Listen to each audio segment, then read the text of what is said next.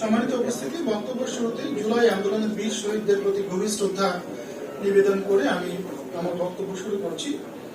শীতের এই কুয়াশামাখা সকালে পূবালী ব্যাংকের 514তম শাখা হিসেবে বেড়া শাখায় আপনাদের সবাইকে আমন্ত্রণ জানাচ্ছি। ব্যাংক একটি আর্থিক প্রতিষ্ঠান, একটি দেশের উন্নয়ন ও অগ্রগতিতে ব্যাংকের ভূমিকা অপরিসীম।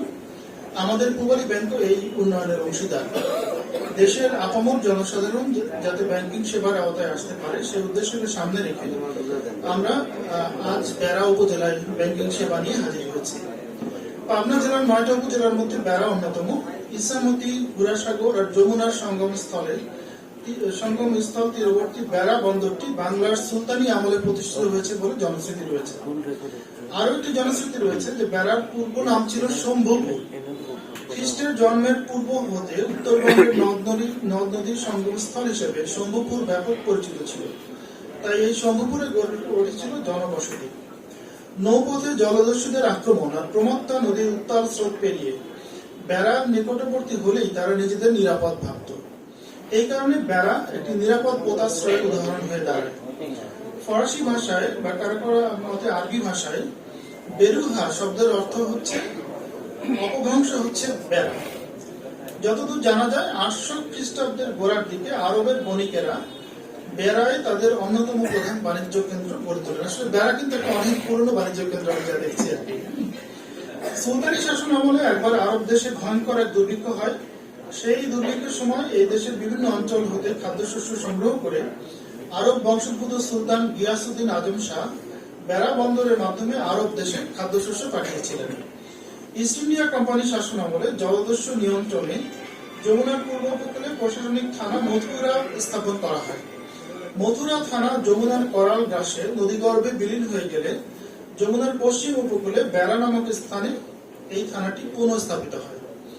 দেশ বিভাগের পর 1960 সালে বেড়ার উন্নয়ন সার্কেল হিসেবে কার্যপরিধি অনেক বেড়ে যায়। 1983 সালের 15 এপ্রিল বেড়া থানাকে উপজেলায় উন্নীত করা হয়। প্রাচীনকাল থেকে এই স্থানটি বিভিন্ন স্বনামধন্য ব্যক্তিদের জন্য বিখ্যাত হয়ে আছে।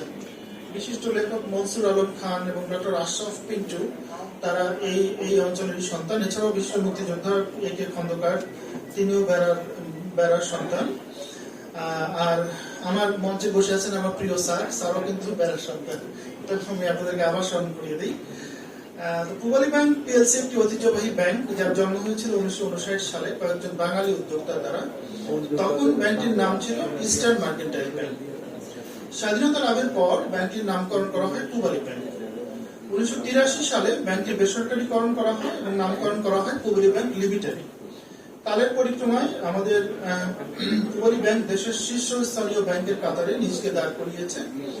সম্পদের গুণগত মানের দিক থেকে এই ব্যাংকের অবস্থান খুবই সুদৃঢ়। দেশের আর্থসামাজিক উন্নয়নে পূবালী ব্যাংক ব্যাপক ভূমিকা রাখছে। আপনারা জেনে খুশি হবেন যে সম্প্রতি বাংলাদেশ ব্যাংক প্রদত্ত টেকসই ব্যাংকিং রেটিং এ সেরা 10টি ব্যাংকের মধ্যে পূবালী ব্যাংক 3 নম্বরে স্থান করে নিয়েছে।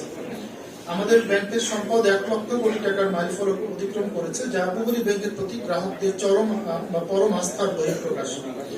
514টি শাখা নিয়ে সর্ববৃহৎ অনলাইন নেটওয়ার্কের মাধ্যমে সারা দেশে আমরা ব্যাংকিং সেবা দিয়ে যাচ্ছি। সম্প্রতি আমাদের সকল শাখা এবং উপশাখায় শরিয়া ভিত্তিক ইসলামিক ব্যাংকিং সেবাও চালু হয়েছে। যে কোনো গ্রাহক চাইলে আমাদের যে কোনো শাখা বা উপশাখা থেকে ইসলামিক ব্যাংকিং সুবিধাও গ্রহণ করতে পারেন। ব্যাংকিং সেবাকে দেশের আপামর জনসাধারণের দ্বারপ্রান্তে নিয়ে যাওয়ার প্রত্যয়ে দেশের বিভিন্ন স্থানে শাখা, উপশাখা এবং ডিজিটাল বুথ স্থাপন করছে। এরই ধারাবাহিকতায় 30 নভেম্বর রবিবার পূবালী ব্যাংক পিএলসির 514তম শাখা বেড়া শাখার উদ্বোধন হতে যাচ্ছে। এই শাখার ব্যবস্থাপকের দায়িত্বে থাকবেন আমাদের চৌকস কর্মকর্তা Rubel Ahmed, senior principal officer. আমি দৃঢ়ভাবে বিশ্বাস করি যে জনাব রুবেল আহমেদ ও তার টিম আপনাদের সকল ধরনের ব্যাংকিং সেবা আন্তরিকতার সাথে প্রদান করবেন এবং আপনাদের আস্থাভাজন হয়ে উঠবেন। সর্বাধুনিক সুযোগ সুবিধা নিয়ে আমরা এই শাখাটি চালু করতে যাচ্ছি। One stop service, online service, mobile banking, e-GP, batch, BFT, RTGS, automated চালান ইত্যাদি সব সেবা আমাদের এখানে থাকবে। এছাড়াও সম্মানিত গ্রাহক কিন্তু আমাদের সামনে আপনারা যেটা দেখতে পাচ্ছেন একটা এখানে ইলেকট্রনিক্স সেলফ সার্ভিস সেন্টার করা হয়েছে। এইখানে আসলে 3টা মেশিন বসবে। এখানে এখনো কমপ্লিট হয়নি কাজটি। এখানে একটা সিআরএম বসবে, একটা আরটিডিএম এবং একটা কিওস্ক মেশিন